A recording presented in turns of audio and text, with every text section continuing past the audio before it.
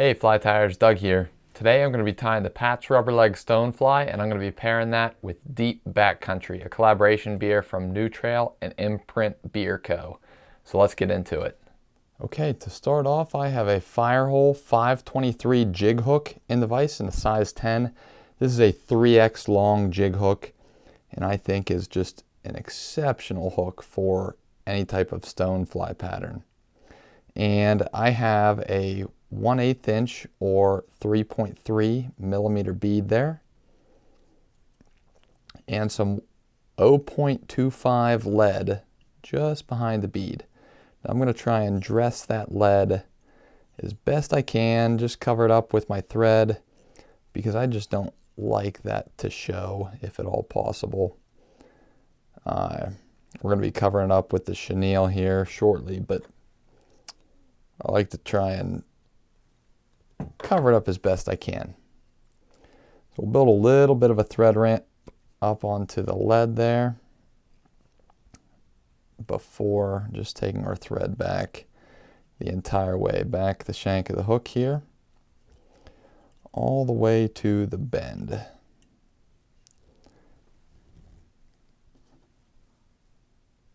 Okay, once we've made it back to the bend of the hook, we are going to tie in our tail. And for that, we are just using some Barred Brown Flexi Floss from Montana Fly Company. And what I'm doing is just some regular wraps just right over the middle of that Flexi Floss.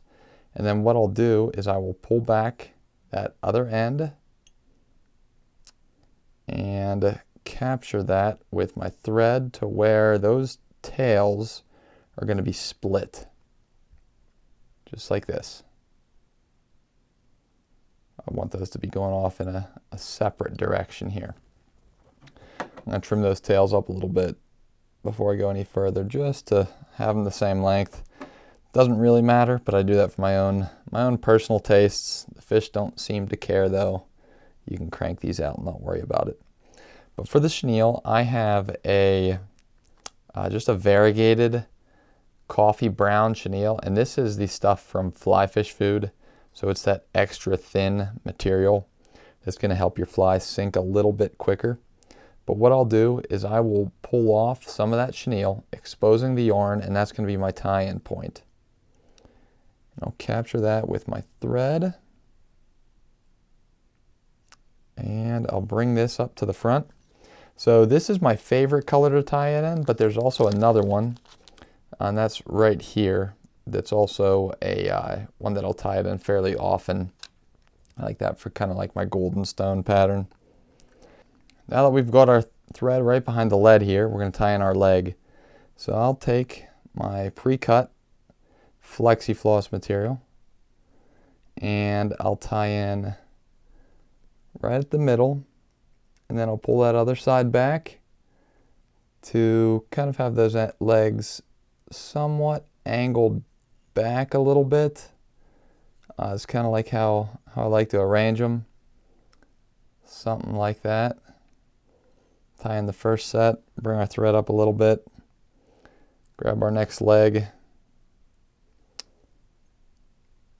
tie it in the middle like so, and then try and arrange it to where those legs are going to be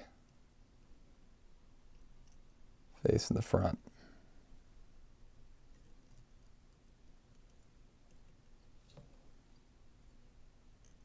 Just like that. And we'll bring our thread right behind the bead. That's kind of how I have the legs arranged. And I like to keep these long. That way there's more movement in the water, and you can always trim them down with your nippers. So I'd rather tie on a little extra. And now that everything is in place, I'm going to put my thread in my bobbin cradle here, and I'm going to use the rotary function of my vise to take that chenille the whole way to the front.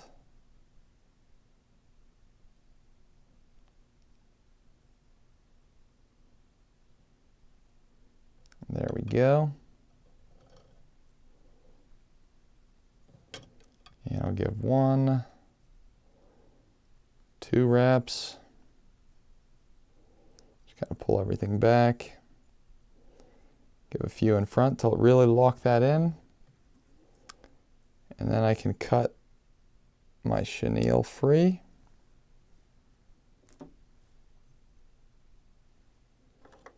And lastly, we'll just give that one final whip finish here. And one more for good measure. And that'll finish up your fly. What I like to do whenever I'm tying these is to, as you saw, I had already the bead and the lead on there. I pre-rigged, and I cut all of my legs to length and have all of my materials laid out so I can just really crank these out. This is a fly that whenever I tie it in bulk, especially for trips out west. And it's one that, because it's pretty heavy, you lose it a fair amount. So I do like to have these to where it's kind of a production tying process. So that's all there is to the Pat's Rubberleg Stonefly. This is one of my favorite patterns to fish out west, period. Even in the east for that matter, any stream with a really good stonefly population. I know up around our camp in north central Pennsylvania, there's a fantastic stonefly population. It's really anywhere where you have that cold, clean water, good riffles and oxygenated water, you'll find that. And I use that in my lineup a lot.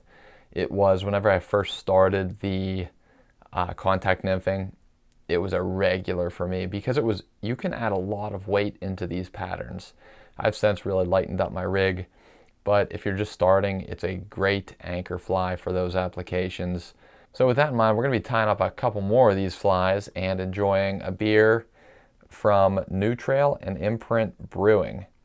And that is called Deep Backcountry. It is a New England style IPA, that hazy IPA, real citrusy. They brewed this with some oats and wheat, so it gives it that really good mouthfeel. Just a really good beer to enjoy whenever you're sitting down at the Vice.